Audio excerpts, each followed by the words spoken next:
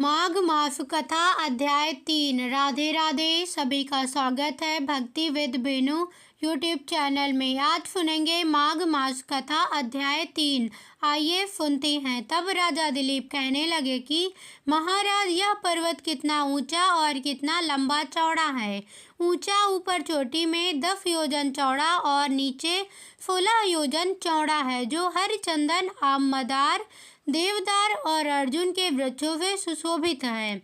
दुर्भिक्ष से दुखी होकर इस पर्वत को और फल फूलों से भरपूर देखकर भृगु वहीं रहने लगे और यहाँ पर कंदराओं, वनों और उपवनों में बहुत दिनों तक तप करते रहे। इस प्रकार जब भृगु ऋषि वहाँ पर अपने आश्रम पर रह रहे थे तो एक विद्याधर अपनी पत्नी सहित उतरा। वे अत्यंत दुखी थे। उन्होंने भृगु ऋषि को प्रणाम किया और ऋषि ने बड़े मीठे स्वर में उनसे कहा कि हे विद्याधर, तुम बड़े दुखी दिखाई देते हो, इसका क्या कारण है। तब विद्याधर कहने लगे कि महाराज, पुण्य के फल को पाकर, स्वर्ग पाकर तथा देवतुल्य शरीर पाकर भी मेरा मुख व्याघ्र जैसा है। मेरे दुख और अशांति का यही एक कारण है। ना जाने किस पाप का फल है। मेरे चित्त की व्याकुलता का दूसरा कारण भी सुनिए। मेरी पत्नी अति रूपवती, मीठा वचन बोलने वाली, नाचने वाली और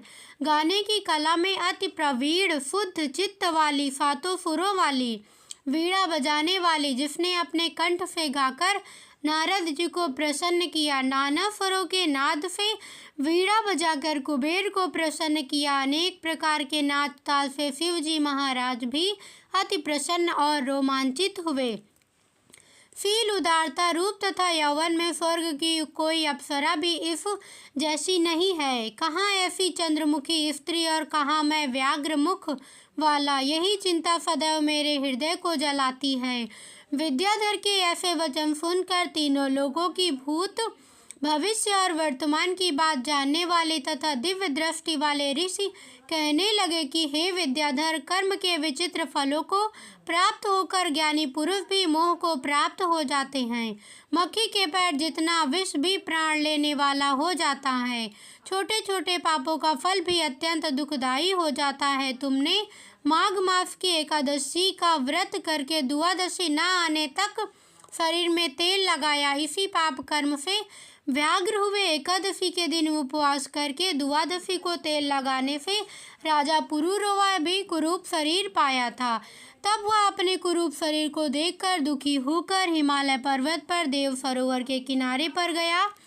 प्रीतिपूर्वक शुद्ध स्नान कर कुशा के आसन पर बैठकर भगवान कमल नेत्र, शंख, चक्र, गदा, पद्म के धारण करने वाले, पीताम्बर पहने, वनमाला धारण किए हुए विष्णु का चिंतन करते राजा पुरुरवा ने 3 मास तक निराहार रहकर भगवान का चिंतन किया। इस प्रकार 7 जन्मों में प्रसन्न होने वाले भगवान राजा के 3 महीने के तप से ही अति प्रसन्न हो गए और माघ की शुक्ल पक्ष की एकादशी को प्रसन्न होकर भगवान ने अपने शंख के जल से राजा को पवित्र किया।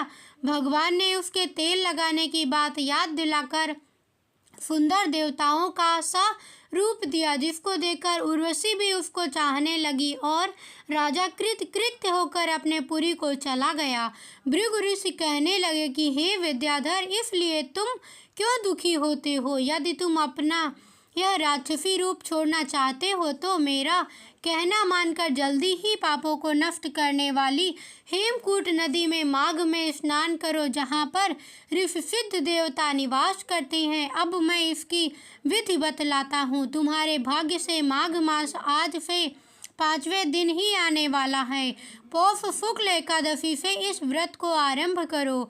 भूमि पर सोना, जितेंद्रिय रहकर दिन में 3 समय स्नान करके महीना भर निराहार रहो। सब भोगों को त्याग कर 3 समय भगवान विष्णु का पूजन करो। जब तुम द्वादशी को शिव जिस स्रोत और मंत्रों से पूजन करोगे तो तुम्हारा मुख देखकर सभी चकित हो जाएंगे। तुम अपनी पत्नी के साथ सुखपूर्वक क्रीड़ा करोगे। माघ मास के प्रभाव को जानकर सदा माघ में स्नान करो। पाप दरिद्रता से बचने के लिए मनुष्य को सदा यत्न से माघ मास का स्नान करना चाहिए। स्नान करने वाला इस लोक तथा परलोक में सदा सुख पाता है। वशिष्ठ जी कहते हैं कि हे दिलीप, भृगु जी के यह वचन सुनकर वह विद्याधर अपनी स्त्री सहित उसी स्थान पर पर्वत के झरने में माघ का स्नान करता रहा और उसके प्रभाव से उसका मुख देव सदृश हो गया और वह मणिग्रीव पर्वत पर आनंद से रहने लगे। भृगु जी भी नियम की समाप्ति पर शिष्यों सहित इवा नदी के तट पर आ गए। इसके आगे की कथा अगले वीडियो में सुनेंगे। कैसी लगी यह वीडियो कमेंट करके ज़रूर बताना। लाइक करना, शेयर करना और सब्सक्राइब करना बिल्कुल मत भूलना। धन्यवाद।